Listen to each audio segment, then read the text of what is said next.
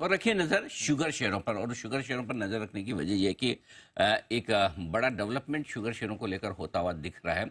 एक draft notification जारी किया गया है, उसमें शुगर कंट्रोल संशोधन किया जा रहा है। सरकार ने जो शुगर कंट्रोल ऑर्डर पास किया था 1966 में, इसमें कुछ अमेंडमेंट, कुछ संशोधन करने की तैयारी है, लेकिन उससे पहले वो ड्राफ्ट आया है कि इसमें क्या कुछ हो सकता है।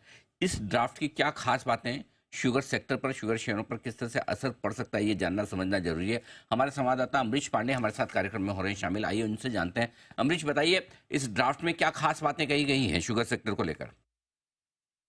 अगर ड्राफ्ट को समझा जाए तो जिस तरह से लगातार शुगर इंडस्ट्री की डिमांड थी कि हमारे लिए जो एमएसपी है वो बढ़ाया जाए, एफआरपी के हिसाब से जो दाम तय होते हैं उसमें हमारी आस्क को लिया जाए, हमारी बातों को रखा जाए। इसके साथ साथ जो बाई प्रोडक्ट्स हैं उस पर फुल कंट्रोल हमें दिया जाए, ताकि हम अपने जो शुगर कंट्रोल, शुगर प्राइसेस के कंट्रोल पे हमको नुकसान हो रहा है उसको हम वहां से भरपाई करें। इन सब चीजों को दरकिनार करते हुए सरकार ये चाहती है कि पूरी तरीके से शुगर और उसके बाई प्रोडक्ट्स पर अपनी नजर, अपना होल्ड, अपना कंट्रोल बनाए रखे। सरकार इसलिए ही 1966 का जो कंट्रोल ऑर्डर था उसको पूरी तरीके से चेंज करना चाहती है। इसके पीछे की वजह सरकार ने ये बताई है कि जिस तरह से लगातार टेक्नोलॉजी का अपग्रेडेशन हो रहा है, अच्छे उन्नत बीज आ रहे हैं, मशीनरी बेहतर हुई है, तो शुगर केन का प्रोडक्शन, उसमें चीनी का जो मात्रा है वो ज्यादा हुई है। इसके साथ साथ एक शुगर केन से ज्यादा मात्रा में चीनी उत्पादन भी हो रहा है और उसके बाय प्रोडक्ट भी बहुत सारे हो रहे हैं।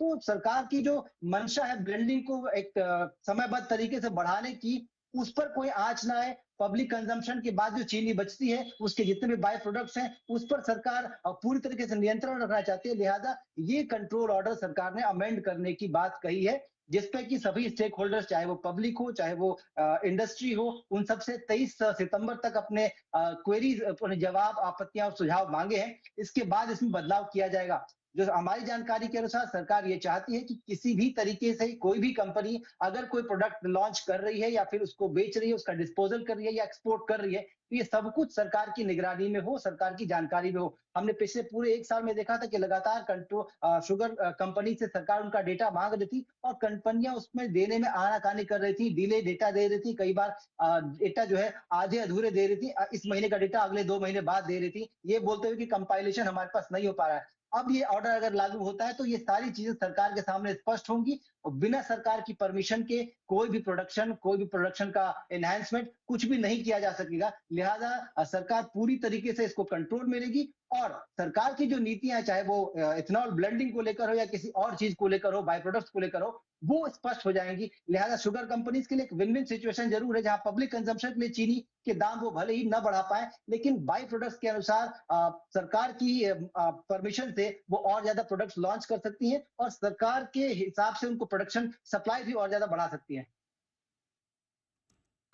ओके, तो ये है शुगर के नियमों में बदलाव होने की तैयारी। इस पर ड्राफ्ट नियम आया, फाइनल नियम जब बनकर आएंगे तब हम आपके सामने रखेंगे भी इनमें से कौन कौन से नियम आगे लागू किए जाते हैं।